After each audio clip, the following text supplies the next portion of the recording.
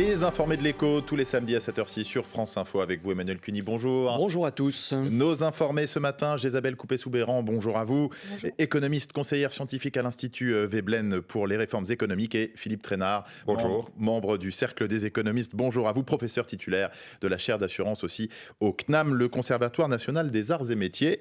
Emmanuel Cuny, au programme aujourd'hui, la puissance des crypto-monnaies, parce que les monnaies virtuelles, pour certaines, sont en vogue, comme le Bitcoin, qui vient à nouveau de dépasser les 50 000 $ l'unité cette semaine. Oui, alors si vous le voulez bien, peut-être d'abord une définition. Qu'est-ce qu'une crypto-monnaie ? C'est tout simplement une monnaie entre guillemets virtuelle qui existe bel et bien, mais elle n'est pas en version sonnante et trébuchante, en billets ni en pièces.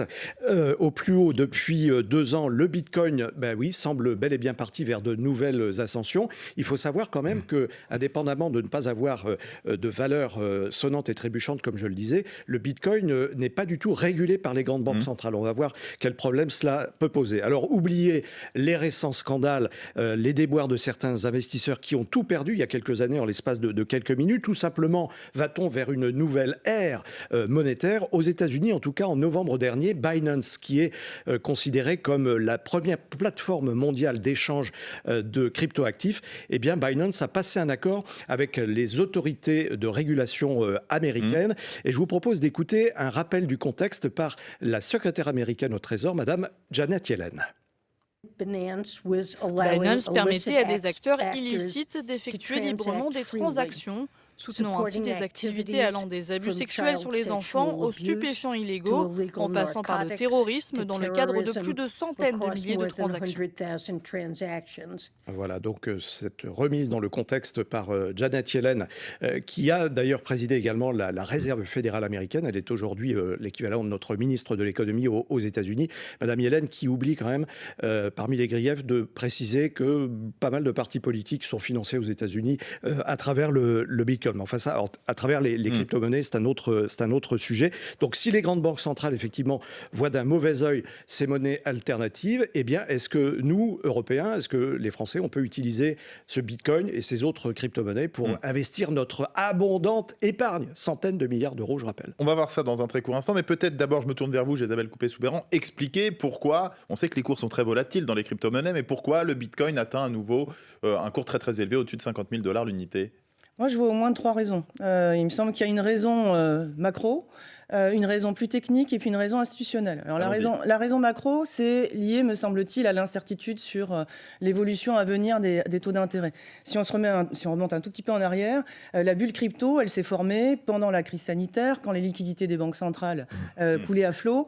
Ça s'est dégonflé assez brutalement avec le resserrement de la politique monétaire, c'est-à-dire avec la remontée des taux face à l'inflation. Et là, on est dans une phase d'incertitude sur l'évolution des taux. Il y a d'un côté des investisseurs qui pensent que les taux vont baisser, que les liquidités vont de nouveau devenir abondantes, que le prix des actifs va monter. Et ça, c'est bon pour tous les actifs, y compris pour le Bitcoin. Et puis, d'un autre côté, il y a des investisseurs qui pensent qu'on est entré dans une zone de turbulence énorme. Le patron de JP Morgan a fait une citation dans ce goût-là en fin d'année 2023. Donc, aspect valeur refuge du Bitcoin. En fait, oui, c'est ça. C'est-à-dire que les investisseurs vont chercher de la diversification dans un actif, à mon avis, qui est devenu quand même un peu un actif comme les autres, mais qui reste le plus différent. Les autres raisons, alors pour cette envolée du Bitcoin, il y a aussi le mode de fonctionnement peut-être de cette crypto-monnaie. Oui, une autre raison plus technique, effectivement, c'est en fait la division par 2 de la récompense versée aux mineurs de Bitcoin. Alors les mineurs, ce sont les fabricants de Bitcoin, ils minent. Ouais, en fait, on met au service, on met de la puissance informatique au service de la création de la monnaie, pour schématiser. En fait, ce qu'il faut dire, c'est que pour chaque blockchain, il faut inciter les participants à venir, à vérifier les transactions, à valider. À chaque fois, il y a un dispositif d'incitation. Dans le cas du Bitcoin, le dispositif d'incitation, c'est du minage, un concours de calcul.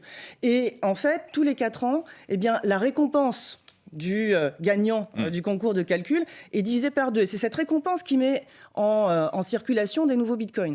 Donc c'est divisé par 2, ça veut dire qu'il y a de moins en moins de bitcoins en circulation, et ça c'est fait pour faire converger en fait le nombre de bitcoins vers un nombre fini, vers 21 millions, et plus ça devient rare, eh bien, plus ça devient cher. C'est ce que sont en train d'anticiper les investisseurs. Et puis, je crois qu'il y a une troisième raison, bien entendu, mais d'ordre institutionnel. Une décision du gendarme de la bourse américaine d'autoriser des fonds cotés en bourse, investissant dans le Bitcoin, permettant aux investisseurs d'investir dans le Bitcoin sans endettement. Et là, on parle même des particuliers, on se tourne vers sa banque qui a pignon sur rue et on peut investir dans du Bitcoin. Ouais. Philippe Trainard, tout cela étant dit, on voit souvent les crypto-monnaies comme quelque chose d'assez irrationnel, avec des cours très volatiles. Là, justement, on voit qu'il montre qu'il y a quand même une tendance. Est-ce que c'est rationnel, justement ? Non, je crois qu'il y a forcément une rationalité. Et la rationalité, je crois qu'elle est assez simple à voir. Une monnaie n'a pas de valeur en soi. Ça peut être du papier-monnaie, c'est vrai, des monnaies banques centrales, comme du Bitcoin. Elle n'a de valeur que par rapport aux transactions qu'elle représente. Les monnaies banques centrales, on sait clairement quelles sont les transactions qu'elles représentent. Par exemple, l'euro représente l'ensemble des transactions dans la zone euro, puisque l'euro a normalement cours légal, etc. Le Bitcoin, le seul problème que l'on a, c'est qu'on ne sait pas très bien quel est le volume des transactions qu'il est destiné à représenter. S'il a du succès, il va représenter un gros volume de transactions. S'il n'a pas de succès, eh bien, il représentera un petit volume, voire aucune transaction. Mais vous voyez très bien qu'avec les 21 millions de Bitcoin, eh bien, il vous faut les rapporter au volume de transactions que pourrait représenter le Bitcoin. Et là, eh bien, les avis sont différents. Il y a ceux qui pensent que le Bitcoin a un grand avenir, et parmi eux, il y a des libertariens, n'est-ce pas ?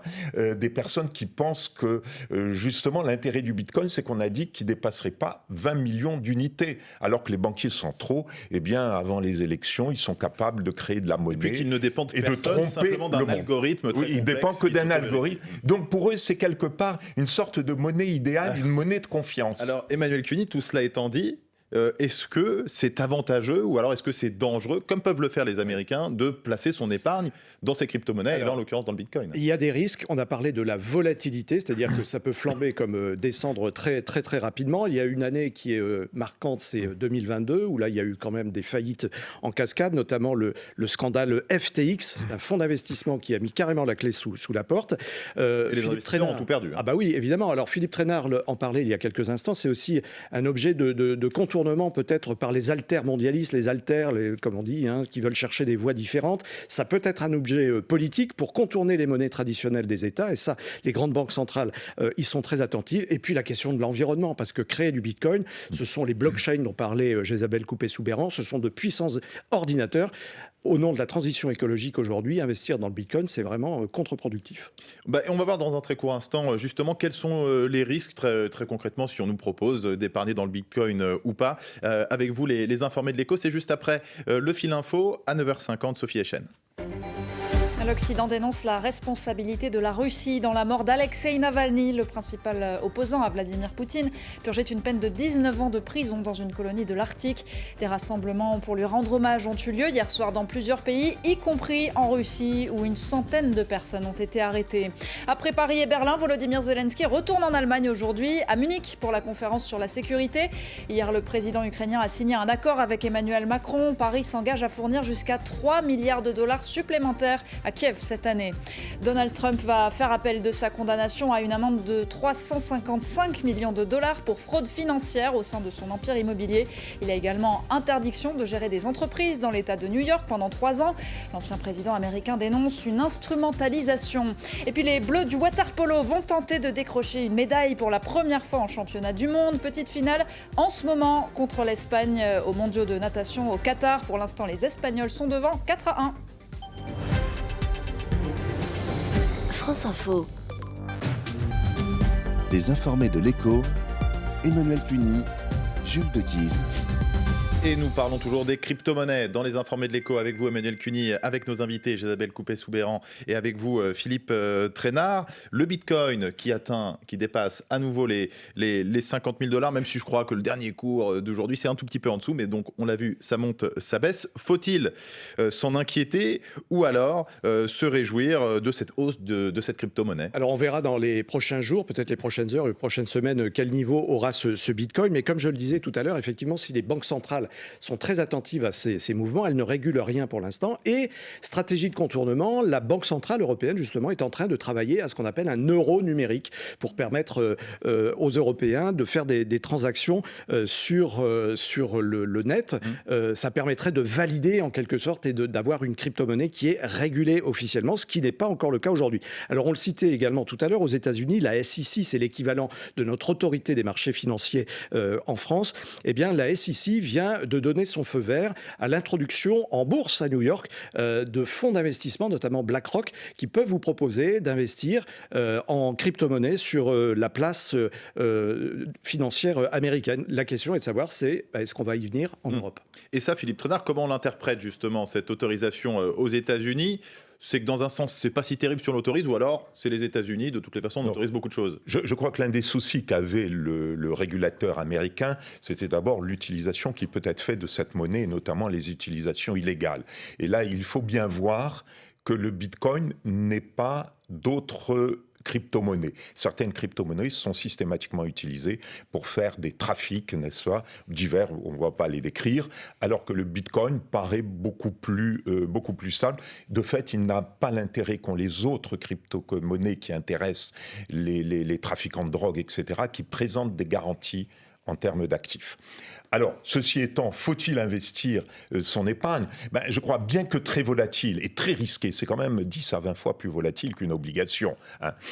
Il n'en demeure pas moins que même un produit très volatile peut avoir une petite place, aussi petite soit-elle, dans un portefeuille optimal. La vraie question, c'est est-ce qu'il vous sert un peu à diversifier par rapport à d'autres actifs ? C'est-à-dire sa volatilité, sa façon de fluctuer ne vient pas amplifier les fluctuations des autres actifs, ou une autre façon aussi, est-ce que par hasard il prend de la valeur au moment où il y a des problèmes, je ne sais pas, quand le prix du pétrole augmente, quand la croissance se ralentit. Voilà. Alors la réalité, c'est qu'il est peu diversifiant et il constitue une couverture assez faible. Ce qui fait que si on doit donner une place, en fait, dans un portefeuille optimal d'épargnants, la place du Bitcoin sera toujours marginale, en tous les cas, à ce stade. Isabelle Coupet-Soubeyran, il y a cette décision aux États-Unis, donc des clients peuvent aller à la banque et placer leur argent en partie sur des crypto-monnaies. Est-ce que ça va arriver en Europe ? Probablement, en fait, la décision américaine... Qu'est-ce que ça changerait ? Parce qu'on peut déjà, si on veut, en tant que particulier, acheter des crypto-monnaies. Oui, alors, mais juste, revenons quand même un peu sur la décision américaine, parce que c'est une décision qui a été prise un peu sous contrainte.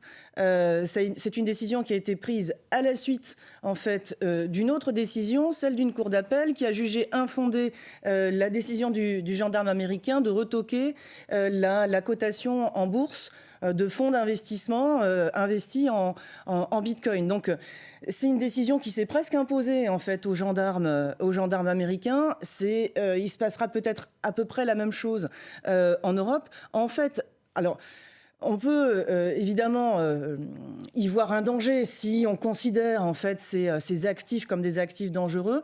On peut aussi se dire, au fond, ça permet de les inscrire dans un paysage justement plus réglementé et donc de mieux les contrôler. Voilà. Après, il y a ce dont parlait Emmanuel, qui me semble intéressant en fait là.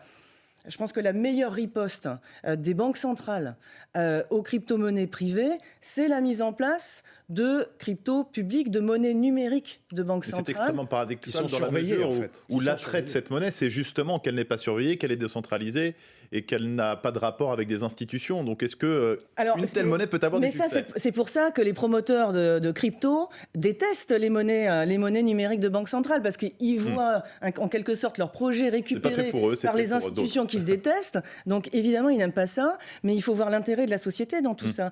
Et avoir une monnaie numérique de banque centrale, eh bien, c'est la possibilité de rétablir un service public de la monnaie qui n'existe plus, parce que le pouvoir de la monnaie est accaparé par des banques qui font payer en fait le service de gestion de moyens de paiement, qui font payer le crédit, bien entendu. Et cela étant dit, justement, Emmanuel Cuny, est-ce qu'il y a un risque qu'un jour des monnaies virtuelles, des crypto-monnaies puisse remplacer les monnaies d'aujourd'hui, en tout cas prendre le pouvoir. Ça pourrait être le sens de l'histoire, mais ne serait-ce que sur les transactions, par exemple, sur Internet, acheter aujourd'hui sur Amazon, etc., ça reste beaucoup plus facile avec une carte bancaire que passer par des crypto-monnaies, le Bitcoin notamment. Donc la monnaie fiduciaire, entre guillemets, la vraie monnaie, sonnante et trébuchante, comme on dit, il y a encore très probablement un grand avenir devant elle. Enfin là, c'est plutôt aux experts dans le cadre de la réforme des monétaires. Non, mais d'autant que le projet monétaire alternatif à la base du Bitcoin, il s'est un peu évaporé. C'est-à-dire que les cryptos aujourd'hui sont devenus finalement des actifs assez spéculatifs. Tout ça s'est fondu dans le capitalisme financier. C'est ce qui fait d'ailleurs que ça a de plus en plus d'attrait auprès des investisseurs. Le projet monétaire alternatif qui était un projet de société, parce qu'un projet de monnaie, c'est toujours un projet de société, qui était un projet un peu libertarien, anarchiste, technophile. Ce projet-là, il a disparu. Et si tant est qu'il n'ait pas disparu, est-ce que c'est vraiment de cela qu'on a besoin pour la société de demain ? Moi, je pense qu'on a vraiment besoin de toute autre chose, en fait. On a besoin d'une monnaie qui nous permette de respecter les limites planétaires, de respecter l'humain. Et ça passe par un autre projet monétaire que le Bitcoin. Philippe Trainard ? Non, je crois que c'est quand même un actif intéressant, parce que les monnaies, en fait, la création monétaire par les banques centrales croît. Elle croît avec l'activité, avec l'inflation. D'ailleurs, elle génère une inflation de 2%. C'est tourner la planche à billets. C'est la planche à billets. Là, nous avons des monnaies... Elles font l'inverse. Nous avons des monnaies qui, justement, décident, in fine, de ne plus s'accroître en volume. Donc c'est un actif extrêmement intéressant et ça représente quelque chose de très intéressant. Alors je crois, une petite pointe sur les monnaies banques centrales, les crypto-monnaies, c'est très intéressant parce que ça veut dire que les entreprises, par le biais des crypto-monnaies banques centrales, vont pouvoir avoir un dépôt entre guillemets, garantie auprès de la Banque centrale, ce qu'aujourd'hui, elles ne peuvent pas avoir. On n'a pas fini d'en parler, à mon avis, dans les informés de l'écho de ces crypto-monnaies et de toutes les incidences. Un livre qui tombe à pic dans ce contexte, le vôtre, vous venez de le publier, Isabelle Coupé-Soubeyran, Le pouvoir de la monnaie, c'est aux éditions des Liens qui libèrent. Merci à vous aussi, Philippe Trainard, du Cercle des économistes, d'avoir participé à cette émission, et à vous, Emmanuel Cuny, au rendez-vous, comme chaque samedi. Les informés de l'écho à retrouver aussi sur franceinfo.fr.